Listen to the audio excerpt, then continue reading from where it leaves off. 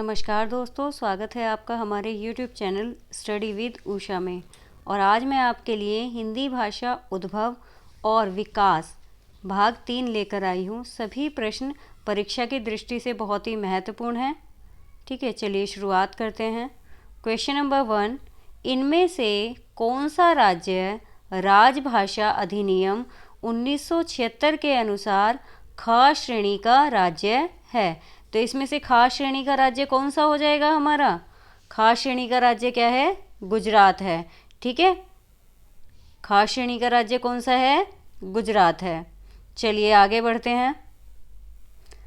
Question number 2, राजभाषा अधिनियम 1976 के अनुसार खास श्रेणी के राज्यों से केंद्र सरकार पत्र व्यवहार किस भाषा में कर सकती है? Option number A Hindi, option number B Angrezi, option number C प्रादेशिक भाषा, या फिर ऑप्शन नंबर डी हिंदी एवं अंग्रेज़ी भाषा। तो ख श्रेणी के अनुसार जो केंद्र सरकार है वो राज्यों से पत्र व्यवहार किस भाषा में कर सकती है? ऑप्शन नंबर डी हमारा सही हो जाएगा। हिंदी व अंग्रेज़ी दोनों ही भाषा में केंद्र सरकार राज्यों से पत्र व्यवहार कर सकती है। ठीक है, चलिए आगे बढ़ते हैं।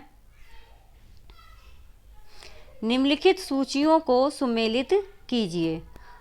अपभ्रंश का क्षेत्रीय रूप एक तरफ दिया हुआ है और विकसित होने वाली भाषाएं एक तरफ दी हुई हैं। ठीक है, तो चलिए मैच कर लेते हैं। शौर सैनी अपभ्रंश, तो शौर सैनी जो अपभ्रंश है उससे कौन सी भाषा विकसित हुई है? उससे आपकी भाषा विकसित हुई है कौन सी? ब्रज भाषा। ठीक है, कौन सी भाषा? ब्रज भाषा। एक बार मैच कर लेते हैं, पहले का पहला है या फिर नहीं है।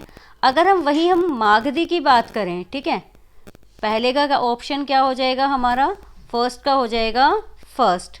ठीक है, अगर हम मागधी की बात करते हैं तो मागधी से कौन सी होगी? मैथिली भाषा। ठीक है, कौन सी भाषा हो जाएगी? मैथिली। ठीक है, अब अगर हम अर्धमागधी की बात करते हैं तो अर्धमागधी कौन सी है हमारी?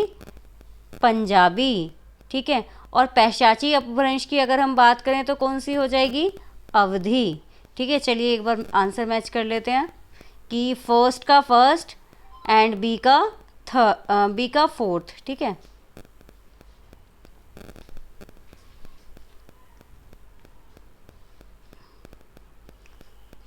हाँ जी, तो हमारा सही ऑप्शन कौन सा हो जाएगा? इसमें हमारा सही ऑप्शन हो जाएगा सी ऑप्शन। फर्स्ट का फर्स्ट, सेकंड का फोर्थ। ठीक है, सेकंड का फोर्थ और थर्ड का सेकंड एंड फोर्थ का थर्ड। ठीक है, तो ये हमारा सही आंसर हो जाएगा। चलिए आगे बढ़ते हैं क्वेश्चन नंबर 3 पर। सही आंसर पे टिक कर लीजिएगा, देख लीजिएगा। निम्नलिखित बोलियों को उनके क्षेत्र से सुमेलित कीजिए। ठीक है, उनके क्षेत्र से सुमेलित करना है कि कौन सी बोली जो है वो किससे संबंधित हैं। चलिए देख लेते हैं एक बार।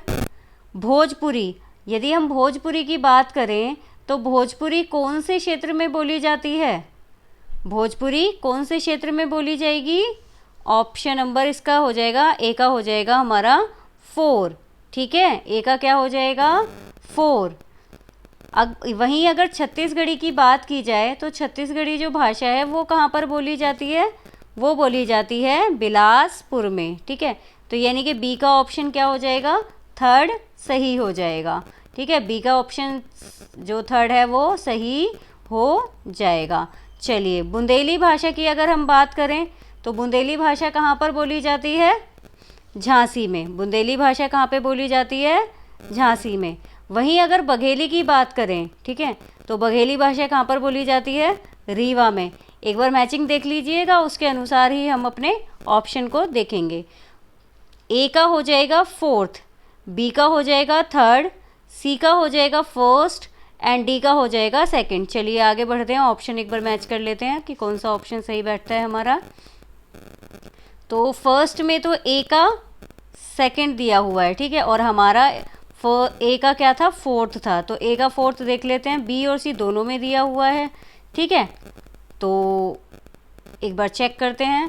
फर्स्ट का फोर्थ बलिया। ठीक है, छत्तीसगढ़ी का बिलासपुर, बुंदेली, झांसी और डी बघेली, रीवा। तो डी ऑप्शन हमारा सी ऑप्शन सही हो जाएगा कि डी ऑप्शन? हाँ जी, डी बघेली का है रीवा। तो यानी कि सही ऑप्शन हमारा क्या हो जाएगा? B option. ठीक है, बी ऑप्शन हमारा सही हो जाएगा। ठीक है, मोस्ट इंपॉर्टेंट क्वेश्चन है, एग्जाम में आया हुआ क्वेश्चन है। चलिए आगे बढ़ते हैं। क्वेश्चन नंबर 5, प्राचीन भाषाओं को प्राचीन से नवीन क्रम में व्यवस्थित कीजिए। ठीक है, तो किस प्रकार से जो भाषाओं का विकास हुआ है वो कौन सी पहले आएगी, कौन सी बाद में आएगी, इसके अनुसार हम एक बार देख लेते हैं। Option number A Pali, Apabhramsha, Sanskrit, Hindi.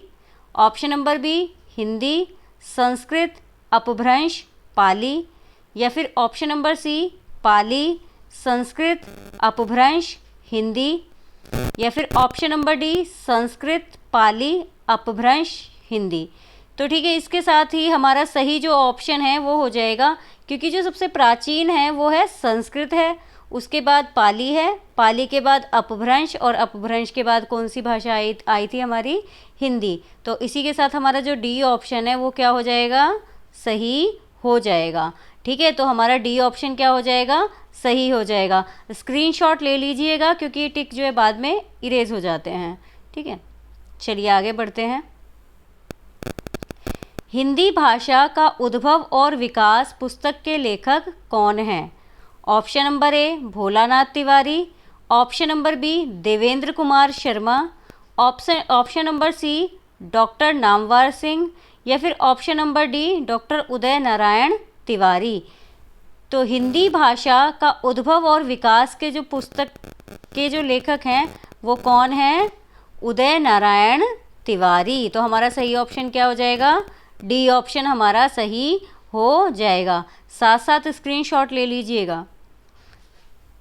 Question number 7, Hindi भाषा नामक पुस्तक के लेखक कौन हैं? Option number A Dhirendra Verma, option number B Bholanath Tiwari, option number C Uday Narayan Tiwari, या फिर option number D Sunit Kumar Chatterjee. तो हिंदी भाषा जो नामक पुस्तक है उसके लेखक कौन हैं? भोलानाथ तिवारी। इम्पॉर्टेंट है, बी ऑप्शन आपका क्या हो जाएगा? सही हो जाएगा। ठीक है, चलिए आगे बढ़ते हैं क्वेश्चन नंबर 8 पर। निम्नलिखित में से कौन सी भाषा संविधान की 8वीं अनुसूची में है? कई बार प्रश्न पूछा जाता है कि कौन सी भाषा नहीं है, और कई बार प्रश्न इस प्रकार से भी पूछा जाता है कि कौन सी भाषा है। ठीक है, 8वीं अनुसूची में है, क्योंकि कंफ्यूज करने के लिए कई बार आपको ऐसी भाषाएं दे दी जाएंगी जो 8वीं अनुसूची में उस समय थी। ठीक है, जब 1992 में अमेंडमेंट हुआ था उस समय। ठीक है, उससे पहले कितनी भाषाएं थी या उससे बाद में कितनी भाषाएं थी, कौन कौन सी नई भाषाएं जोड़ी गई, इस प्रकार से जो प्रश्न है वो कई बार एग्जाम्स में आता है। चलिए हम अपने क्वेश्चन को देखते हैं। निम्नलिखित में से कौन सी भाषा संविधान की 8वीं अनुसूची में है? Option number A Nepali, option number B Kangri, option number C Rajasthani, या फिर ऑप्शन नंबर डी गोंडवी। तो इसमें से हमारा जो सही आंसर है वो क्या हो जाएगा? ऑप्शन नंबर ए, जो नेपाली भाषा थी वो हमारी किस में थी? संविधान की 8वीं अनुसूची में है। ठीक है, तो ऑप्शन नंबर ए जो है हमारा सही हो जाएगा। चलिए आगे बढ़ते हैं। हिंदी भाषा की कितनी उपभाषाएं हैं? अगर हिंदी भाषा की उपभाषाओं की बात की जाए तो इसकी कितनी उपभाषाएं हैं? इम्पॉर्टेंट क्वेश्चन है। इसके साथ साथ मैं बता देती हूँ कि वो कौन सी उपभाषाएं हैं। ठीक है, तो हमारी जो हिंदी भाषा है उसकी उपभाषाएं हैं 5। ठीक है, और वो कौन कौन सी हैं? पश्चिमी हिंदी, राजस्थानी हिंदी, पहाड़ी हिंदी, पूर्वी हिंदी और बिहारी हिंदी। ठीक है, तो ये 5 उपभाषाएं हैं किसकी? हिंदी भाषा की। एक बार दोबारा सुन लीजिएगा। पश्चिमी हिंदी, राजस्थानी हिंदी, पहाड़ी हिंदी, पूर्वी हिंदी और बिहारी हिंदी। यह हिंदी भाषा की 5 उपभाषाएं हैं। ठीक है, चलिए आगे बढ़ते हैं क्वेश्चन नंबर 10 पर। सिंहल के लोग किस भाषा को मागधी कहते हैं? ठीक है, जो सिंहल लोग हैं वो किस भाषा को मागधी कहते हैं? Option number A Sanskrit, option number B Pali, option number C Prakrit, या फिर ऑप्शन नंबर डी अपभ्रंश। तो इसमें से हमारा सही आंसर क्या हो जाएगा? जो सिंहल देश के लोग थे वो मागधी किस भाषा को कहते थे? पाली भाषा को कहते हैं। ठीक है, तो इम्पॉर्टेंट है ये क्वेश्चन भी। इसी के साथ हमारे 10 प्रश्नों का संकलन यहीं पे समाप्त होता है। अगर आपको यह वीडियो पसंद आई हो तो कृपया मेरे चैनल को सब्सक्राइब करें और वीडियो को लाइक और शेयर करना ना भूलें। आपके जो कमेंट है वो बहुत ही कीमती होते हैं, इसलिए अगर कोई गलती है या जो भी है, जो भी आप मुझे सुझाव देना चाहें, कृपया कमेंट में ज़रूर दें। Thank you.